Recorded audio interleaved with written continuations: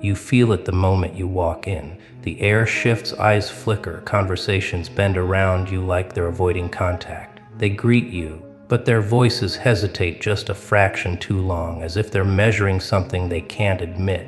A smile here, a stiff nod there, all rehearsed, all wrong. And beneath it, a quiet tension pulses, the kind people carry when they're afraid of what you might remember. They don't know what triggered it. Maybe the way you've been quieter lately. Maybe the way your gaze lingers instead of darting away. Maybe the way you no longer shrink to fit their comfort. But they know something has returned, something they hoped stayed buried. A version of you they once underestimated, once handled like a fragile instrument they could tune to their liking. You notice how they look at you now, not with respect, not with warmth, with caution.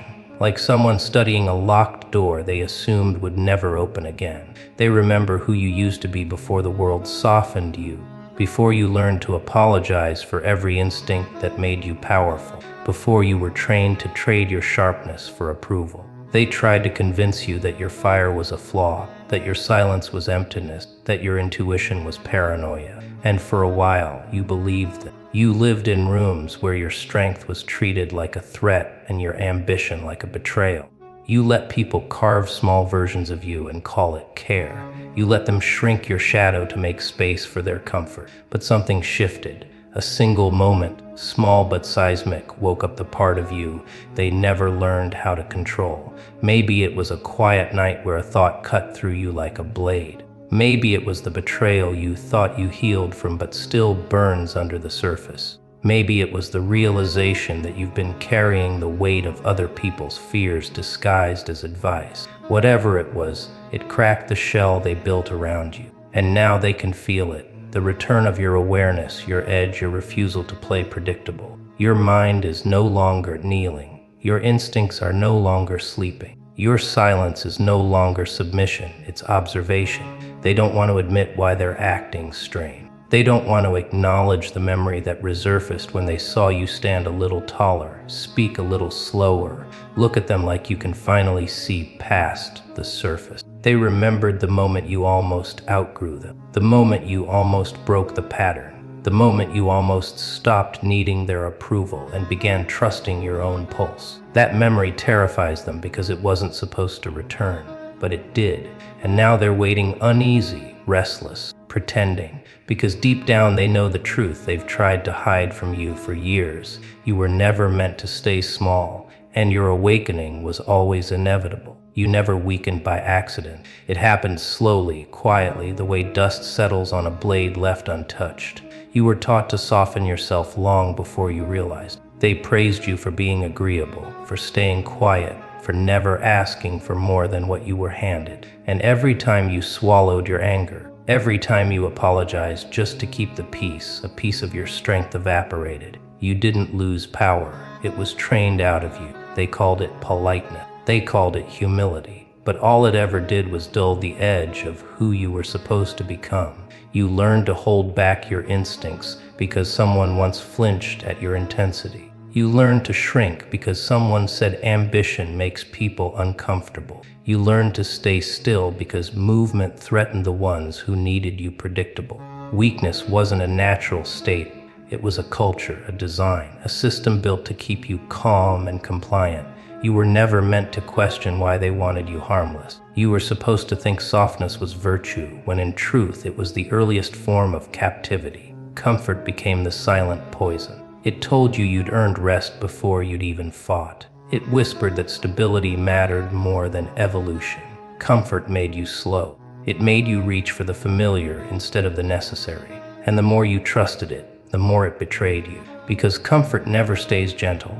It eventually becomes a cage, padded and warm, built perfectly to trap a mind that no longer knows how to break its own chains. Approval was another trap. You bent yourself into shapes that were never yours, hoping someone would call you worthy. But approval is a leash disguised as a reward. The more you wanted it, the easier you were to steer. Your identity became a negotiation, your value handed out by people who never deserved the power to define it. You lived on their permission instead of your purpose. That is how weakness grows, one small compromise at a time, until you no longer recognize the person staring back at you. And yet something in you knows this decay wasn't final. The ache inside you is memory, the memory of a sharper mind, a colder focus, a version of you that refused to kneel. That version didn't fear confrontation. That version didn't wait for reassurance. That version didn't apologize for being too much. They silenced that part of you because it was the one thing they couldn't control. Now you feel it rising again. The pressure in your chest, the tension in your jaw, the clarity that cuts through your doubts like a warning. You aren't broken. You are waking. Weakness doesn't survive in a mind that finally sees its own architecture. And once you understand how you were softened, you can rebuild yourself into something they can no longer predict and never again contain. You feel it before you understand it, that quiet tension crawling beneath the surface whenever people speak to you a little too softly, a little too carefully. They pretend nothing has changed, but you recognize the hesitation in their eyes, the way their voice dips for half a second when you enter the room. They sense something shifting in you, something they hoped would never return. They sense the fracture in the cage they built around your mind. You were meant to stay compliant, predictable, easily mapped like a route they memorized long ago. But now their map is useless, and the moment they realized it, the atmosphere around you warped. You weren't supposed to recognize the pattern. How they fed you comfort to dull your instincts. How they wrapped your ambition in soft restraints, disguised as concern. They needed you slow. They needed you uncertain. They needed you afraid of your own potential, because a person who questions nothing can be controlled, but a person who starts asking why becomes dangerous. You see it clearly now. Their smiles were camouflage, their advice a subtle form of architecture designed to keep your mind contained. They wanted your thoughts predictable, your reactions scripted, your future small enough to never threaten theirs. That's why they fear your silence more than your anger. Silence means the gears are turning again. Silence means you're no longer consuming the narratives they fed you. Silence means you're remembering who you were before you were softened. You feel the old instinct returning, the one that told you to observe before speaking, to watch the currents beneath people's words rather than the performance on the surface. You begin to sense motives, patterns, micro-expressions they never wanted you to notice. And with every new truth you uncover, you grow sharper, colder, harder to predict. The moment you stopped playing the role they wrote for you, you became a variable, dangerous because variables can't be controlled. They sense the shift even if they pretend not to, because your presence no longer fits the version of you they depended on. You're no longer reacting on command, no longer bending to pressure disguised as guidance. You're watching them with a clarity that wasn't there before. They feel exposed to you, as if every hidden intention is visible. You see the envy in their compliments, the fear behind their advice, their laughter shaking at your calm. You see how they change subject when your growth threatens the hierarchy they built in their minds. You weren't supposed to rise, you were supposed to stay manageable. But the moment you stepped back from the noise of their expectations, the structure collapsed. Your detachment disrupted the entire system. They don't know what version of you they are dealing with anymore, and that uncertainty terrifies them. Because down, they remember the strength you tried to bury, the instinct you tried to silence, the power you tried to forget, and they know you're done pretending you don't feel it waking up. You don't fight the world by shouting back at it. You fight it by stepping into a silence so heavy it bends the air around you. There was a time when your voice cracked under pressure, when every insecurity pushed you to explain yourself, justify yourself, prove yourself to people who fed on your hesitation. That version of you moved like prey, broadcasting every fear, every intention, every wound. But something shifted the moment you stopped giving your energy away, the moment you withheld your reactions. You felt a strange steadiness rise in your chest, a quiet that didn't collapse under tension but sharpened beneath it. That was the beginning of the counterattack. The moment you understood that noise is desperation and silence is control. You used a rush to respond, terrified of being misunderstood, terrified of disappointing people who never had your best interest at heart. Now you let their words hang in the air, unanswered, unsupported, exposed. You watch how quickly they unravel when they can no longer predict you, how your silence forces them to reveal their motive. You see the flicker in their eyes when you don't react the way you used to. They're not confused. They're threatened. They can feel the discipline tightening in you like a blade being sheathed. They can sense that you're no longer reaching for approval. You're studying the room, choosing who deserves proximity and who gets swallowed by the distance you've mastered. Patience used to taste like weakness to you, something you endured only because you had no other choice. Now patience feels like strategy, like standing at the edge of a battlefield with the clarity of someone who knows exactly when to strike. You don't move first anymore. You watch, you listen. You collect every fragment of information they accidentally reveal when they assume you're passive. But you're not passive, you're calculating. You're letting the silence thicken until it becomes a pressure point, until their own guilt or insecurity forces them to speak too quickly, expose too much, reveal what they tried to hide. There's power in becoming unreadable. There's power in walking into a room with a neutrality so calm it feels ancient, like something pulled from old stone temples and forgotten war manuals. You carry that now, a stillness that makes others shift in their seats because they can't locate your weakness anymore. They can't find an angle. They can't find an opening. You've sealed every doorway they once used to walk into your mind. Your silence has become the architecture of your strength, a fortress built from everything you refused to say. And the more you hold it, the more you realize how lethal it is. You don't need to shout to be heard. You don't need to argue to be right. You don't need to prove anything to anyone. Your lack of reaction is the strike.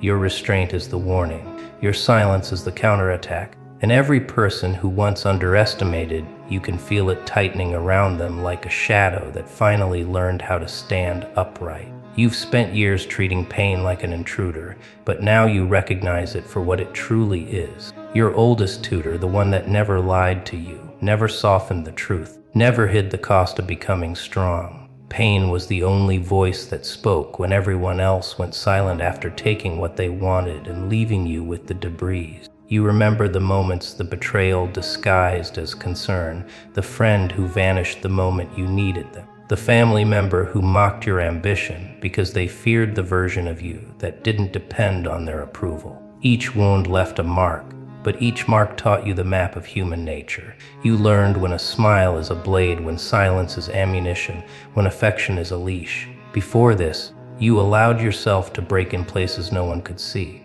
Now, you study those fractures like sacred symbols, reminders that your heart didn't collapse, it recalibrated. And every recalibration sharpened you. You move differently now, not because the world became kinder, but because you stopped expecting mercy from a place built on quiet cruelty. Pain rewired you. It stripped away the need to justify your worth, erased the instinct to explain your silence, and carved a new architecture inside your mind. One that doesn't crumble when someone withdraws their approval. You've learned to stand in the aftermath without trembling. You've learned to let people leave without chasing their shadow. In the past, a single rejection would pull you into a spiral of doubt. Now rejection is reconnaissance. It shows you who fears your rise, who misread your silence as submission, who relied on your uncertainty to maintain their illusion of power. Pain has turned your senses into weapons. You can hear insincerity in a single breath, see hidden motives behind softened words, feel shifts in energy long before someone makes their move. You carry that awareness like armor beneath ordinary clothing, unseen but undeniable, forged in the hours you thought you wouldn't survive. Now you understand that pain was never meant to break you. It was meant to break the version of you that bargained for love, waited for validation, and trusted promises spoken without consequence. There is a new stillness inside you, a quiet that people can still feel deeply even if they can't name it. They sense something when you enter a room. Your gaze no longer asks, your posture no longer apologizes, your presence no longer bends to make others comfortable. Pain granted you the clarity to see the architecture of power as it truly is: unstable, fluid, constantly contested by those who fear losing control. You no longer participate in that fear. You study it, measure it, turn it into strategy. The wounds that once kept you awake guide your decisions with the precision of ancient symbols carved into stone. You rise not because the suffering ended, but but because you learned how to carry it without letting it swallow the strength you were born with. You move differently now,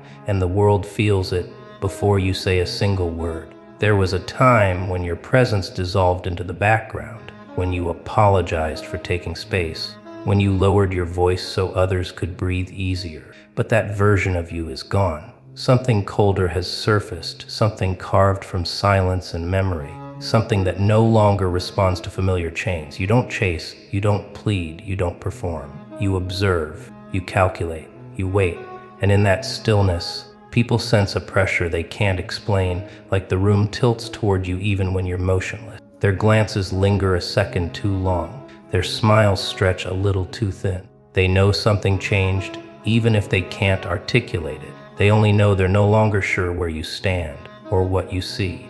You're not fueled by emotion anymore. You're fueled by clarity. That's what makes you dangerous. You don't react to provocation. You let it hit the surface of your mind and dissolve before it reaches your core. That unsettles them. They're used to the old version of you, the one who rushed to explain, who scrambled to justify, who carried guilt like a leash around the neck. But now you give them nothing, no reassurance, no predictable response, no doorway into your intentions. You've become unreadable, and in a world built on exploiting predictable people, unreadable is lethal. They sense the distance you've created, not out of bitterness, but out of evolution.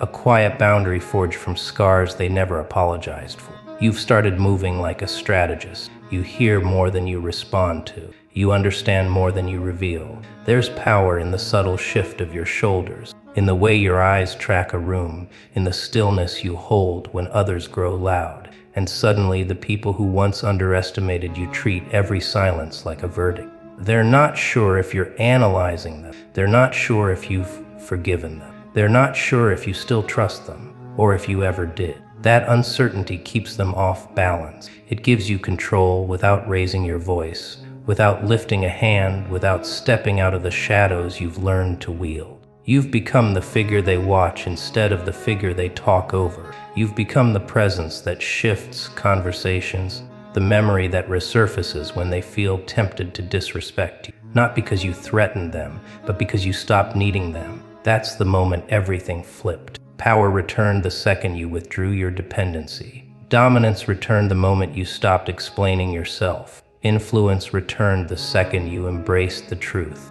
You are no one's prey. Now, when you walk into a room, they feel the difference instantly. Your silence forces honesty. Your discipline demands respect. Your unpredictability disrupts their comfort, and they know, whether they admit it or not, that the person they once dismissed is gone. What stands in your place is sharper, quieter, stronger, and for the first time they're the ones afraid of being seen.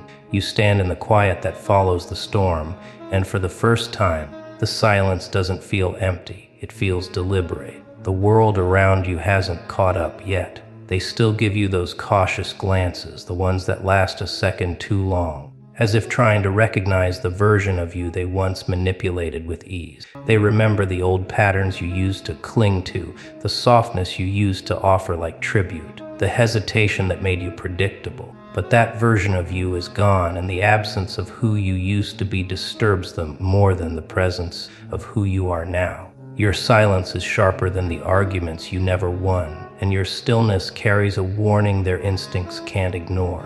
People can sense when power returns to its rightful owner. They just don't know what that means for them yet. You walk differently now, not louder, not faster, simply with a certainty that unsettles anyone who depended on your confusion. There's a shift in your gaze, a precision that cuts through the noise, and they feel it even if they can't explain it. They notice you no longer reach for approval like a lifeline. No longer offer explanations to soothe their discomfort, no longer shrink yourself to make space for their insecurities. This unsettles them because power, when reclaimed, exposes those who built their identity on your compliance. They feel the pressure of your presence the way prey feels the breath of something watching from the dark. They don't know what you'll do next. They don't know what you've realized. They only know that the dynamic is broken, and you've stopped playing a role that once kept them comfortable. You've stepped out of a narrative they wrote for you, and in doing so, you've forced them to confront the truth. You were never as weak as they hoped. You're quieter now, but the quiet is loaded. Each moment of restraint, each controlled breath, each word you choose not to say becomes a signal of discipline they don't possess. It's not rage they sense in you, it's understanding. The kind of understanding that rewrites destinies and collapses illusions with one raised eyebrow or one unanswered message. They feel the weight of your observations, the way you study patterns, motives, alliances. You see through masks you used to trust, and you do not react. That terrifies them. People can negotiate with anger. They cannot negotiate with clarity. You carry yourself like someone who has finally remembered the truth they tried to bury in you. You were never meant to kneel. You were never meant to apologize for wanting more. You were never meant to stay asleep. And as they watch you now, controlled, unreadable, unshakable, they understand something you haven't said out loud. The memory you triggered in them wasn't about who you are becoming. It was about who you were before the world taught you to doubt it.